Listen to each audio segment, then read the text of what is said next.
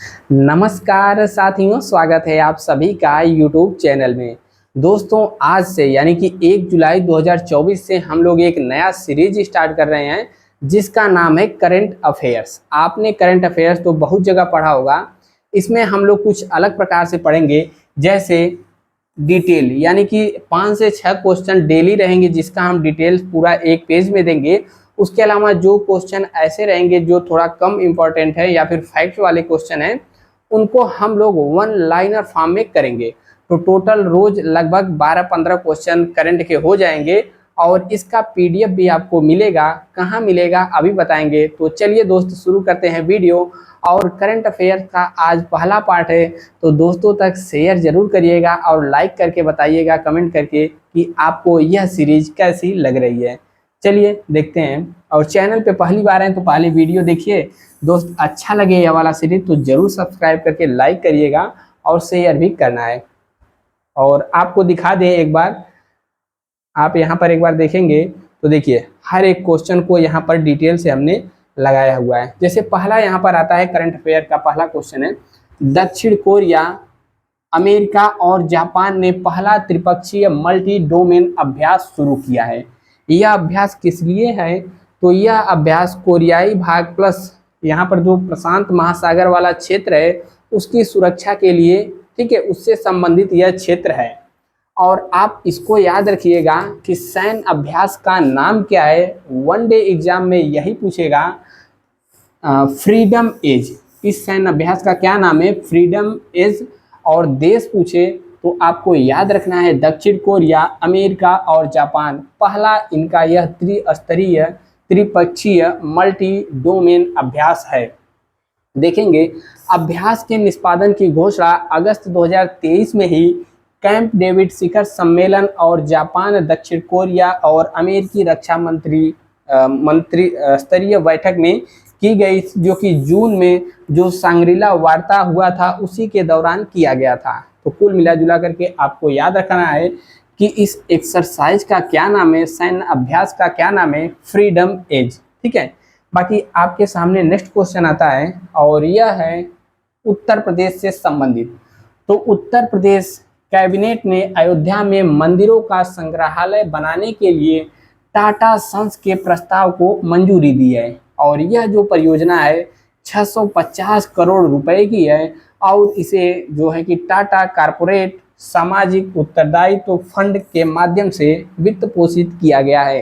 तो यूपी का कोई भी एग्जाम हो, यहाँ से क्वेश्चन पूछेगा और इसको भी राशि को आप याद रखिएगा कितना है, 650 करोड़ है। इसके अतिरिक्त आप देखेंगे राज्य में कैबिनेट ने अयोध्या में के आगे विकास कार्यों के लिए 100 करोड़ रुपए की मंजूरी भी दी है।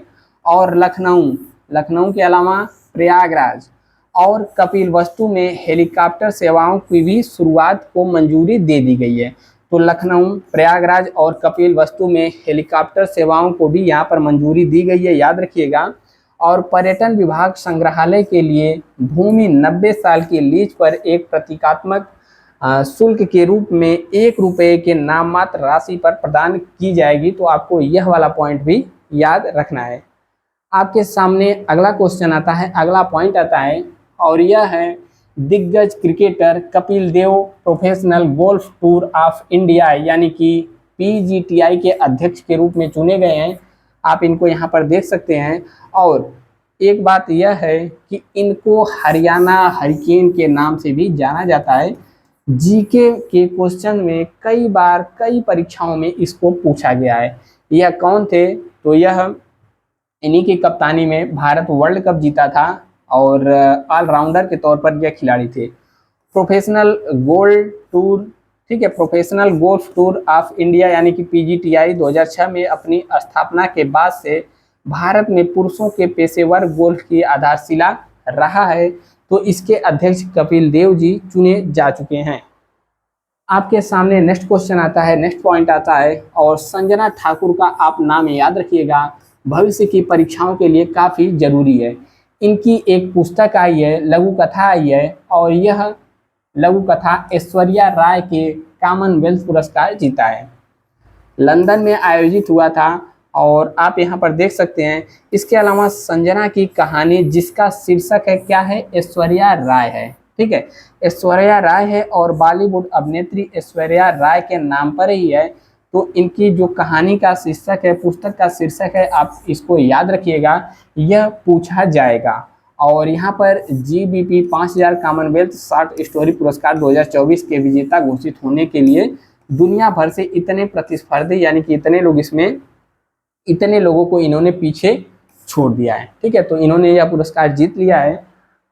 अगला यहाँ पर पॉइंट आता है और यह भी उत्तर प्रदेश से संबंधित है, क्योंकि उत्तर प्रदेश के लखीमपुर खीरी जिले में स्थापित होगा बायोप्लास्टिक पार्क।